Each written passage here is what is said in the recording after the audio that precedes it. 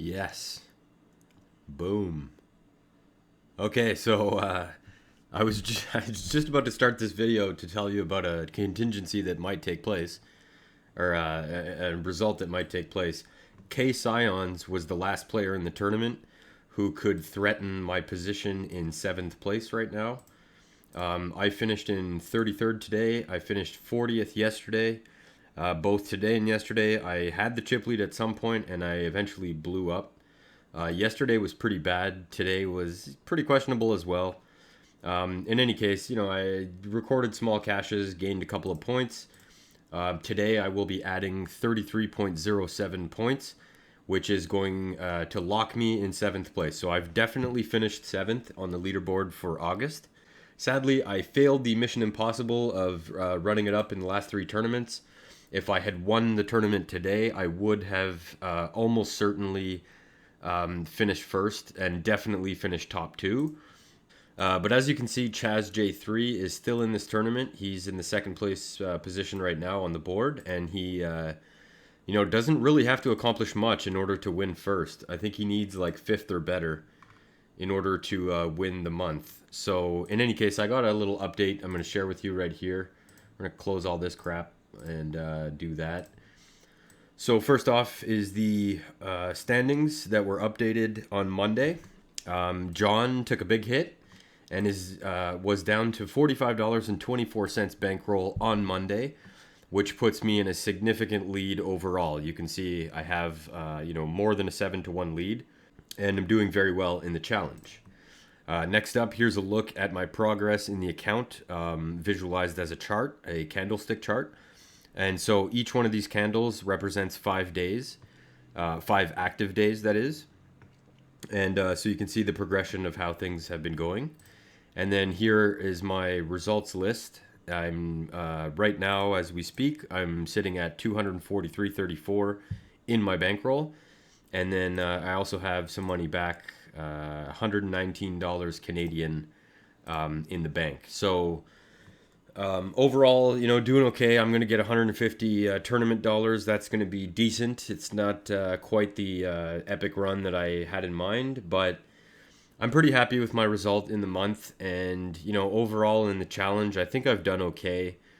My daily results have improved a little bit. You can see there's a lot more green in this section right here. So if you look over to the right side here, you'll see that I also made 6 final tables in a span of 14 active days. Unfortunately, I didn't win any of those. However, I did win a couple of tournaments in here, sit and goes. I actually went back to back, winning 45 men, 50-cent turbos. So I played one on this day right here on day 45 and finished first in dominant fashion.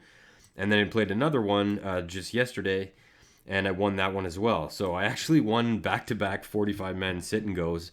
And yet, despite finishing heads up, I've made it heads up in multi-tables 5 times so far in this challenge, and I only have one victory. And it was in, a crapshoot tournament, a hyper turbo knockout. So I'm really not happy with my heads up percentage of 20% success.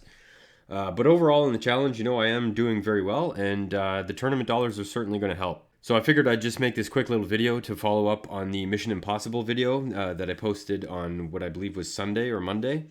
Coming into the last 3 days where, I really wanted to have a deep run, and despite getting myself into position both today and yesterday, I was unable to close. So basically these standings right here, these are going to be the final standings for August. The only variable left is Chaz, I believe, if he's still in. Yeah, so Chaz is the only person who's going to maybe take over first, but that doesn't affect my position. So while I'm disappointed to have lost the opportunity to ladder up a little bit and get an extra couple $100, or at least $100, I'm nevertheless happy to be able to have held 7th place, because I did miss one tournament this month. I played 14 out of the 15. And so, getting 150 tournament dollars on a bankroll of 243, that's pretty significant. It's going to allow me to play a lot of the W Coupe tournaments that are coming up. Right here, you can see I have it filtered to only show $20 buy-ins or less. So it's only $11 or less. And you can see there's quite a few options here throughout September. So not only am I going to be taking a shot at the Scholars Leaderboard, once again, taking it a little bit more seriously this time because I actually know about it to start the month. And there are fewer tournaments in the month of September. So going deep and winning tournaments in September is going to have a greater impact on my position on the leaderboard than it did in August. And the reason being is that it's harder to catch up.